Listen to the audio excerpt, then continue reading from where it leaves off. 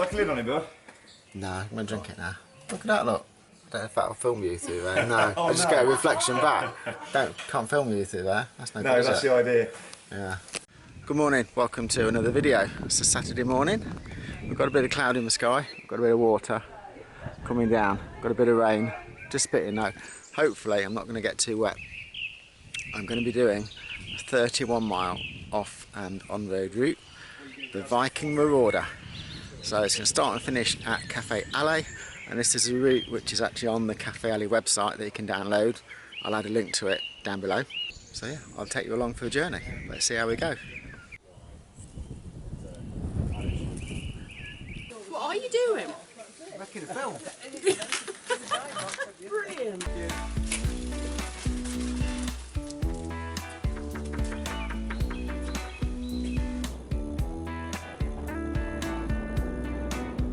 So, start of a ride, Viking Marauder. I've had my coffee, I've had my very nice flat white from Cafe Allez in the lovely new takeaway cups. So, you might not be able to see it behind me, but normally there's a view up there of the castle. I know we can see it, I thought for a moment it was shrouded in cloud. So down here it's become quite popular just recently for people picnicking. So it's quite a nice little spot. Down here is kept quite freshly mowed. So it's quite a nice area, got a nice view over that way, and up there you can see the castle. It's a lovely spot. I'm actually heading out towards the Grantham Canal. We go along the Grantham Canal, then we're hanging right off it. We're going up a little place called Brewer's Grave, I think it's called. It'd be quite hard to want to ride up actually.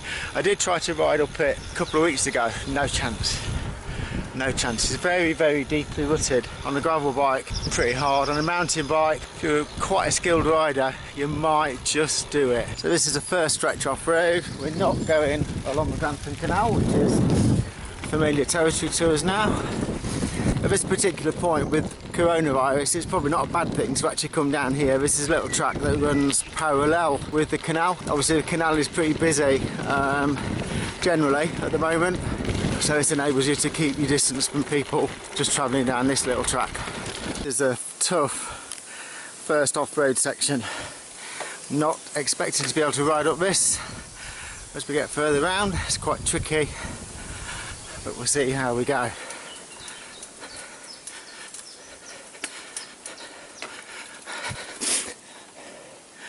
Definitely won't be riding up it one-handed filming. I shall have to put you away. You'd need some pretty supreme riding skills to get up here without putting your feet down. It's going to be a push up here for many people. We're past the worst of the rutted, quite steep section now, so this part here is quite rideable, quite narrow, but it's quite rideable. It's not too bad. And I think, from memory, I think I can ride pretty much the rest of this section for the first mile or so.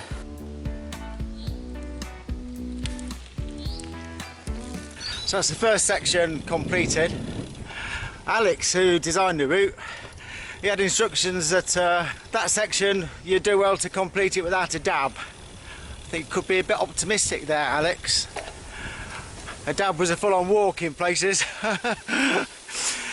So with a mountain bike, it was very, very rutted, but with a mountain bike you might just do it if you've got good bike handling skills. Now we're on to a section I do know. Although it's quite rutted, the ruts along here are quite wide, so they're quite easy to ride along generally. Not necessarily one-handed with a camera though.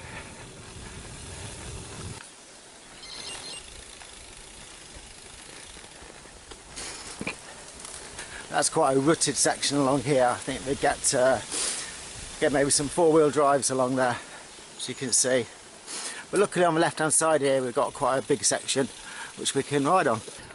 Well, so far not actually seen anybody else. Mind you, the weather, with there being a bit of rain in the air, will probably put a few people off walking or riding along this route today. But not too bad for me actually. It means hopefully I won't see too many people.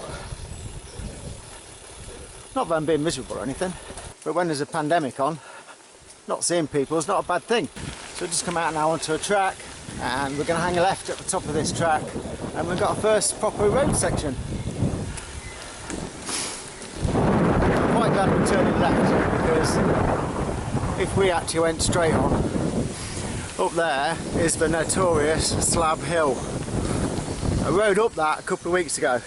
Not something I really wanted to be doing on a gravel bike. There's a few raised eyebrows, but it made it. So back on the road for a section now. We're heading towards Denton village.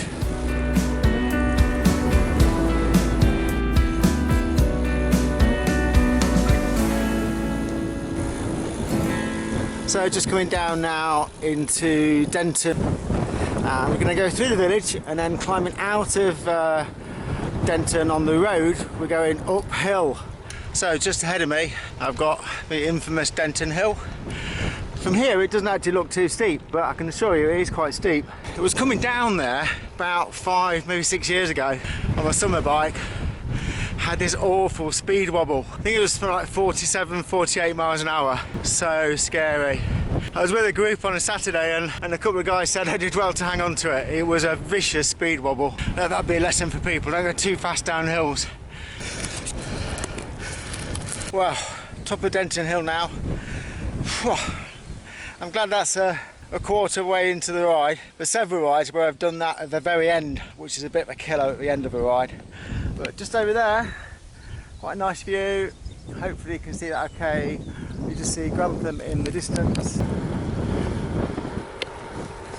Well, so far I'm managing to stay dry, which I'm quite pleased about. So I'm about a quarter of the way through the ride now. So I'm going to hang a right just here and head towards Wyville and Hungerton.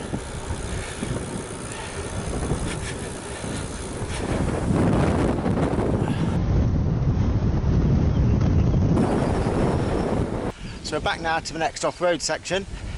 The eagle-eyed amongst you may recognise this from a few weeks ago when I came this route with my friend Dan.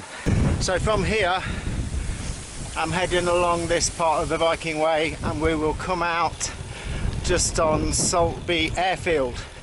And if you remember, I shall add a link in the description below to a previous video. But that's where there was the World War II air raid shelter that we went down into and had a look around.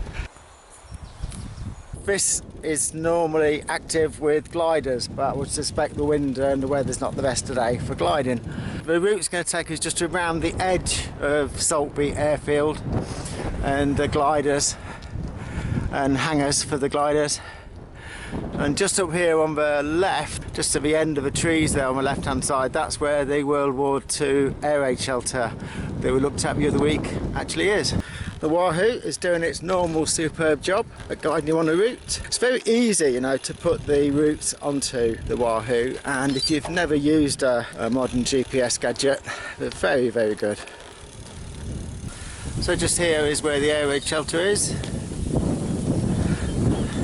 And then there's also a memorial here for World War II. And there's a little bit of a history of the airfield. If you want to check it out, do a Google search for Saltby Airfield. I know quite a few people that have been watching the videos are quite into World War II history. You see in this day it was a fairly large airfield. So just come through another quite rutted section. Notice with these ruts, they can be quite frustrating. You think you're in the right rut, and then no matter what happens, it's like a queue at the supermarket. Whichever queue you pick, it's going to be the wrong queue. And like whichever route you pick, it's going to be the wrong rut after a few hundred yards. So we've gone past Saltby Airfield now, still on the Viking Way, and I know we've got quite a long section on tracks like this. So I'm not sure I'm in the right rut here. I'm on the centre rut. Seemed a good idea at the time. Let's see if we can switch to one of the others, which is quite tricky one-handed with the camera. Oh no, I shall wait till this bit here. A bit easy here, look. Hey, we're in a different rut. So coming to a slight downhill section down here. I remember this from when we came the other week. Ah yes. It's going to be very tricky to avoid getting wet just here. Let's see what... Ooh. I don't think I'm going to risk going through there one-handed.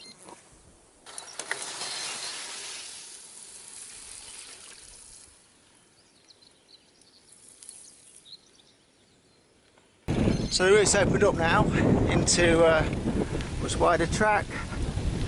Quite relatively smooth now. We're away from the ruts that we've just been through, which is quite good. and I know from coming the other week it stays like this pretty much now for the next couple of miles.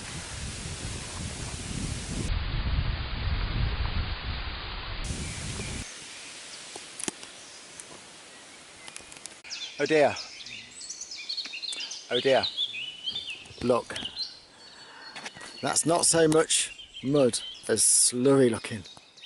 Can't avoid getting muddy just here. I suppose what I could do is set the camera up just here and I could film myself going through it, but then I'd get muddy coming back.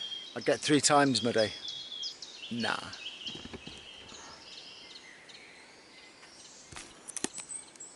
Yuck.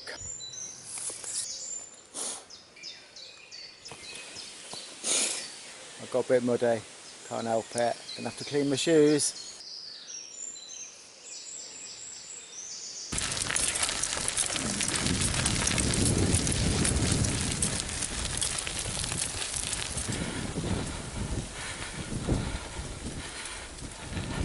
So I'm almost getting on towards halfway through the ride. That is the physically hardest part of it done. Just come here, you can't quite see behind the trees, but I'll ride down here and I can show you the water tower. We're just out near Buckminster and it's one of the landmarks around here. Ah yes, you can see much better now. So we're just about the furthest part away from Cafe Allez where we started the ride. Just here we go through Buckminster village, and if you do this ride and you need some drink or some food, there is a little shop in Buckminster village which could well be my next port of call. That was fast, boys. So I'm going to stop here and see if I can get rid of some of the mud from my shoes.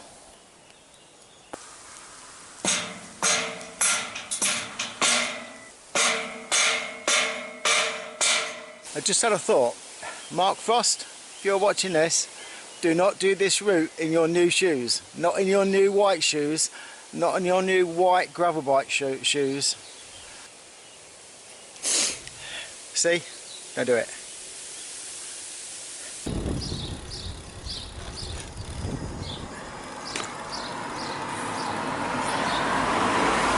Shop open. I'm glad about that. Rain's coming down now. So I was going to have a coffee from the Nescafe coffee machine. Wouldn't be as nice as Cafe Allez, obviously. It's broken. It's broken. And now it's raining. But I do have snack. Got a Grasmere sausage roll and a Mars bar duo. And as you can hear, it's raining. I'm going to sit under this cover, almost under this cover, and wait for it to pass.